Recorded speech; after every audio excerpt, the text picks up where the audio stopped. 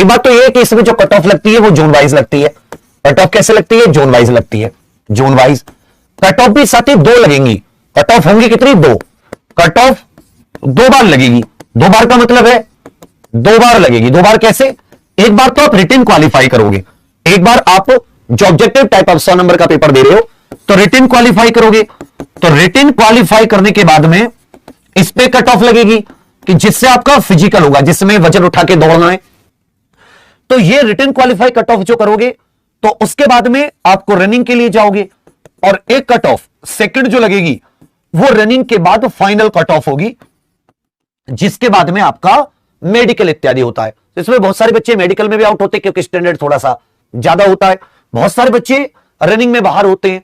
Vacancy की संख्या 1 लाख से प्लस है, वैकेंसी की संख्या 1 लाख से ज्यादा है। जोन वाइज कट ऑफ, जब जोन वाइज कट ऑफ लगती है तो किस जोन में कितनी वैकेंसी है पहली चीज, और वहां पे कितने फॉर्म भरे गए हैं दूसरी चीज, और तीसरी चीज जो अहम हो जाती है कि कितने बच्चे अपीयर हो रहे हैं, कितने बच्चे अपीयर हो रहे हैं। ये तीन चीजें अहम होती है। वैकेंसी कितनी थी जोन वाइज, किस पोस्ट वाइज, क्योंकि इसमें तो पोस्ट वाइज भी बहुत सारी वैकेंसी होती है, अलग अलग प्रकार की पोस्ट होती है। सेकंड चीज, उस पर फॉर्म कितने भरे गए, कैटेगरी वाइज कितनी है, और साथ ही बच्चे एग्जाम में अपीयर कितने हो रहे हैं। तो 3 जोन का तो फेज 1 में, 5 जोन का वर्तमान में जारी है, सबसे बड़े इन्हीं में से मेन जोन है। और जो अगला तीसरा फेज है उसकी डेट्स आ चुकी हैं।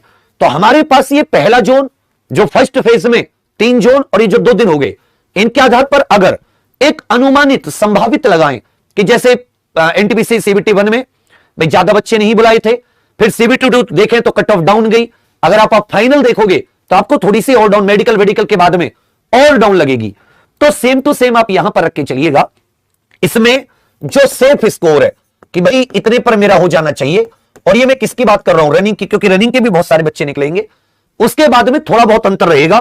तो मैं आपसे बात कर रहा हूं रिटन क्वालिफाई कीजिए, हमारा ये एक ही पेपर है, ये पेपर निकल जाए, हम रनिंग के लिए चले जाएं। 1 लाख बच्चे हैं तो रनिंग के लिए ज्यादा बच्चे बुलाए जाते हैं, कि फिर फाइनल कितना अंतर रहेगा दोनों चीजों को। तो मेरे विचार में साथी अगर खूब टफ से टफ भी रहा, मैं कहता हूं जनरल कैटेगरी के लिए, और बाकी कैटेगरी फिर उसी हिसाब से अपना देख लें, इसी से अंदाजा लगा लें। साथी ये बिलो 65, आप ये कह सकते हैं 62 से आसपास या 62 से नीचे, ये जो नॉर्मल से और अधिकतम गई तो ये 65 तक जा सकती है। अधिकतम की बात कर रहा हूं, इससे ऊपर आपकी मेरिट जाने के चांसेस कम है। इससे नीचे, बिलो मतलब इससे नीचे ही रहने के चांसेस है। तो अगर आप 65 स्कोर भी आपका आ रहा है और आप कम गलत करके आ रहे हैं, ध्यान दीजिएगा आपका एक्यूरेसी लेवल, समझ आपकी कि आप पेपर में कितना समझदारी से प्रश्नों का उत्तर दे रहे हैं, एक्यूरेसी लेवल, ये बहुत कुछ मायने रखता है। पेपर उतना टफ नहीं आ रहा, उतना इजी भी नहीं आ रहा, मीडियम लेवल, कुछ में इजी कुछ में मीडियम। तो आप कितने प्रश्न अटेम्प्ट करते हैं सावधानी से, वो कुछ चीजें आपके लिए बहुत मायने रखती हैं। तो ध्यान दीजिएगा, ये मेरे हिसाब से एक स्कोर आपका बनना चाहिए कि जब कट कटा के आप आए तो आप 62 के आसपास, अधिकतम 65, उससे ऊपर जाने के चांसेस बहुत ही कम है। 1 लाख वैकेंसी है, वैकेंसी कम नहीं है, अपीयर होने वाले बच्चों की संख्या और भी कम है। आप देखोगे जैसे बहुत इंपॉर्टेंट बोर्ड होते हैं, जैसे अपना प्रयागराज वाला हो गया, पटना वाला हो गया, और भी इनमें भी आप ये हैं जिनमें आपको हाईएस्ट कट ऑफ दिखाई देती है।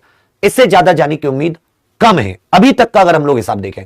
तो जैसे कल जिनका पेपर है 29 को, उसके बाद में फिर थर्ड फेज में, तो आप लोग स्कोर को एक्यूरेसी पे जरूर कसना, और कोशिश करना, अब ज्यादा ना कर पाए तो आप 70 तक सही प्रश्न करें, 70 के आसपास आप करेक्ट आंसर दें, और गलत कम से कम या ना ही करें, कम से कम या अटेम्प्ट ही ना करें। आपको लगता है कि वो क्वेश्चन अलग है तो अटेम्प्ट ना करें। ध्यान दीजिएगा, अगर आपको लग रहा है कि क्वेश्चन टफ है, मुझसे नहीं हो रहा, छोड़ दो, मत अटेम्प्ट करो, क्योंकि अगर आप अटेम्प्ट करो और गलत हो गया तो नेगेटिव में और जाएगा। आप कोशिश करो कि आपके करेक्ट रहें, और साथ ही 100 में से अगर आपने तैयारी की है और आप 70 भी सही अटेम्प्ट नहीं कर पा रहे, तो आपको अपने ऊपर सोचना चाहिए हमारी तैयारी कैसी थी। 30 प्रश्न मान लो टफ है, छोड़ दो, चारों सब्जेक्ट मिलाकर, general awareness, science, reasoning, math, 30 छोड़ सकते हो आप, 70 लेकिन करो सही करना। मैं कह रहा हूं 65 भी करो, करेक्ट करना, गलत पे तो टच भी मत करना, ना डबल माइंड हो किसी क्वेश्चन में मत करो, एक्यूरेसी रखो, आपका हो जाएगा। ठीक है, उम्मीद करता हूं मेरी बात समझ में आ गई होगी।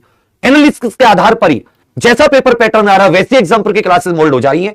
सुबह एक आपको करंट अफेयर हो 6 बजे, रिवीजन उसी के आधार पर 8 बजे से आपकी मैथ की अभिनंदन सर की वही पेपर के पैटर्न पर वही क्वेश्चन मिल रहे हैं, ढूंढ रहे हैं, जो भी अभी मैथ में आ रहे हैं, डिजिट्स चेंज हो जा रही हैं पेपर के पैटर्न में, रीजनिंग के भी पेपर पैटर्न में अंतर नहीं आ रहा। तो खूब छोड़ के भी करोगे तो भी आपको इतने क्वेश्चन इजी मिल जा रहे हैं कि आप 65-70 करेक्ट स्कोर कर पाओ। फिर साथ ही आपकी जीके की क्लास हो जाती है, जनरल अवेयरनेस वही बेस्ड जैसे प्रश्न पूछने की कोशिश कर रहे हैं। फिर आपके साथी दोपहर में साइंस जनरल अवेयरनेस, शाम में एक मॉक टेस्ट वैसा ही 25-25 33 क्वेश्चनों का, 20-20 क्वेश्चनों का।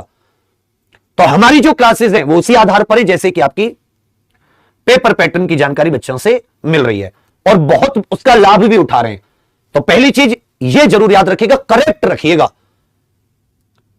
इतने पर सेफ है, इससे ज्यादा ना हो लेकिन इससे कम मत होने देना, और गलत मत करना डबल माइंड क्वेश्चन 50-50 70-50 कुछ नहीं आता कोई बात नहीं, या तो उसे फिर मिलाओ अपने कॉन्सेप्ट से, नहीं आ रहा इट्स ओके, रिलैक्स, इतने आप कम से कम करके आ सकते हो क्योंकि 90 मिनट का पेपर है, 1.5 घंटे का, इतना शॉर्ट ड्यूरेशन भी नहीं है, और सॉल्व क्या करना है केवल रीजनिंग मैथ के क्वेश्चन।